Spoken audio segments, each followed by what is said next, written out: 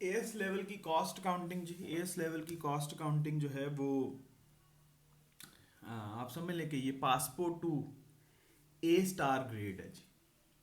As level की जो costing है, एएस लेवल में जो कॉस्ट अकाउंटिंग का पोर्शन है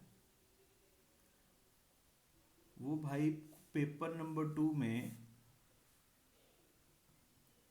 पेपर 2 में आपका क्वेश्चन नंबर 4 जिसके 30 मार्क्स हैं,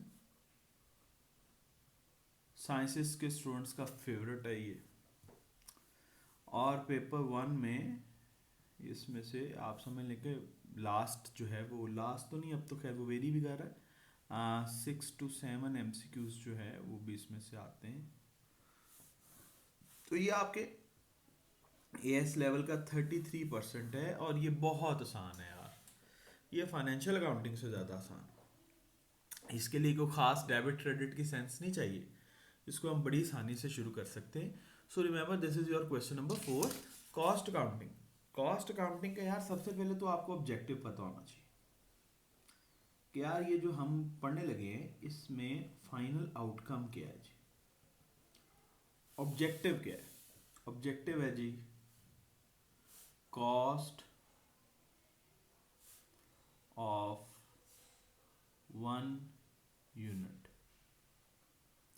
किसी भी प्रोडक्ट की एक यूनिट की कॉस्ट निकालना जो है वो कॉस्ट अकाउंटिंग का ऑब्जेक्टिव है। जो हमारा प्रोडक्ट है या जो आप समझ लें जो हमारा ऑब्जेक्ट है, ऑब्जेक्ट असल में वो प्रोडक्ट है जिसकी मैंने एक यूनिट की कॉस्ट निकालनी है, that object is cost unit. Cost unit जो है वो मेरे पास चेयर हो सकती है, कॉस्ट यूनिट जो है वो मेरे पास एक कैलकुलेटर हो सकता है, कॉस्ट यूनिट जो है वो मेरे पास एक ब्लैक पेन हो सकता है, ये पेन। सो किसी भी ऑब्जेक्ट की, किसी भी प्रोडक्ट की एक यूनिट की कॉस्ट निकालना जो है वो आपकी कॉस्ट अकाउंटिंग का ऑब्जेक्टिव है।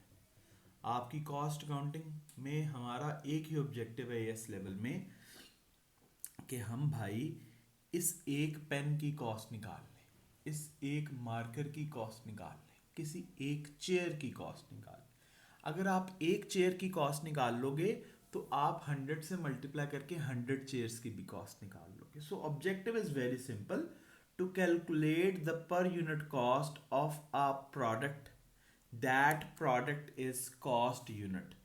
तो भाई किसी कॉस्ट यूनिट की पर यूनिट कॉस्ट कैलकुलेट करना जो है वो आपकी कॉस्ट अकाउंटिंग का ऑब्जेक्ट है। याद रहे पर यूनिट कॉस्ट कैलकुलेट करने के हमारे पास एएस लेवल में 2 मेथड्स हैं।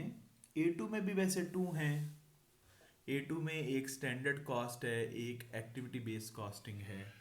एएस लेवल की मैं बात करूं जी, मैं आपको एएस लेवल की कॉस्टिंग स्टार्ट करवा रहा हूं। पर यूनिट कॉस्ट जो है उसके हमारे पास 2 जो हैं वो मेथड्स हैं। The one is marginal costing, one is marginal costing, the second one is absorption costing. So we have two methods, the one is marginal costing, the second one is absorption costing। और ये दोनों बहुत आसान method हैं। बस फिलहाल के लिए मैं चाह रहा हूँ आप सोचना शुरू करो कि मार्जिनल कॉस्टिंग वाले कहते हैं कि there are 2 types of cost, the one is fixed cost, the second one is variable cost. और जो हमारे पास एब्जॉर्प्शन कॉस्टिंग है उसके भी हमारे पास 2 मेथड्स हैं। वो है, सॉरी, जो एब्जॉर्प्शन कॉस्टिंग है वो भी कॉस्ट को क्लासिफाई करती है। वो कहती हैं either the cost is production cost and the second one is non production cost, non production.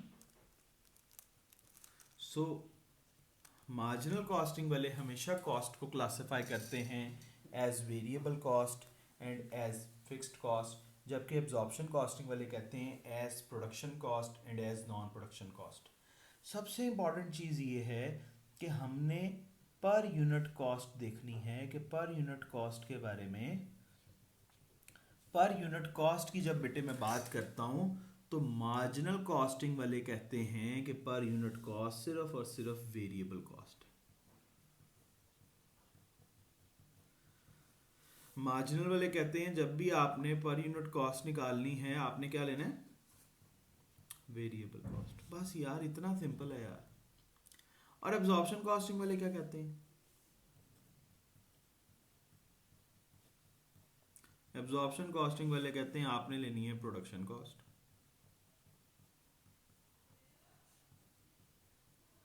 यार अपने आप को निकाल लो इन चक्करों से, डायरेक्ट इनडायरेक्ट। मैं सादा सी बात करूं यार।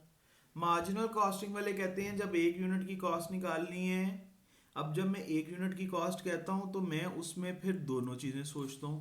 मैं सोचता हूं प्रोडक्शन के एक यूनिट की भी, एज वेल एज जो सेल नहीं हुआ इन्वेंट्री के एक यूनिट की भी। आप इन्वेंट्री वैल्यू कर सकते हो with marginal costing, with absorption costing. क्या वैल्यूएशन मेथड है जी, मार्जिनल कॉस्टिंग वाले कहते हैं एक यूनिट की कॉस्ट सिर्फ और सिर्फ वेरिएबल कॉस्ट। एब्जॉर्प्शन वाले कहते हैं एक यूनिट की कॉस्ट सिर्फ और सिर्फ प्रोडक्ट कॉस्ट। मैं इस मार्जिनल कॉस्टिंग की, एब्जॉर्प्शन कॉस्टिंग की डिटेल में जा रहा हूँ, फिक्स्ड और वेरिएबल कॉस्ट की डिटेल में जा रहा हूँ, आपको स्टेप फिक्स कॉस्ट सिखा रहा हूँ, सेमी वेरिएबल कॉस्ट सिखा रहा हूँ, सेमी वेरिएबल कॉस्ट में हाइलो मेथड करवा रहा हूँ, प्रोडक्शन कॉस्ट में डायरेक्ट और इनडायरेक्ट करवा रहा हूँ। अगली वीडियोस में मैं इनकी डिटेल्स में जाऊंगा, लेकिन यार दिस इज ऑल अबाउट, ये बहुत सिंपल है यार। मार्जिनल कॉस्टिंग सिर्फ वेरिएबल कॉस्ट, एब्जॉर्प्शन कॉस्टिंग सिर्फ प्रोडक्शन कॉस्ट। अब प्रोडक्शन कॉस्ट में वेरिएबल भी आ सकता है, फिक्स भी आ सकता है। इस वेरिएबल कॉस्ट में डायरेक्ट भी आ सकता है, इनडायरेक्ट भी आ सकता है। वेरिएबल कॉस्ट एक ऐसी कॉस्ट को कहते हैं बेटे जो कि पर यूनिट में गिवन होती है, जो कि किस तरह गिवन होती है, पर यूनिट। कोई भी कॉस्ट अगर हमें पर यूनिट में गिवन है तो दैट इज वेरिएबल कॉस्ट।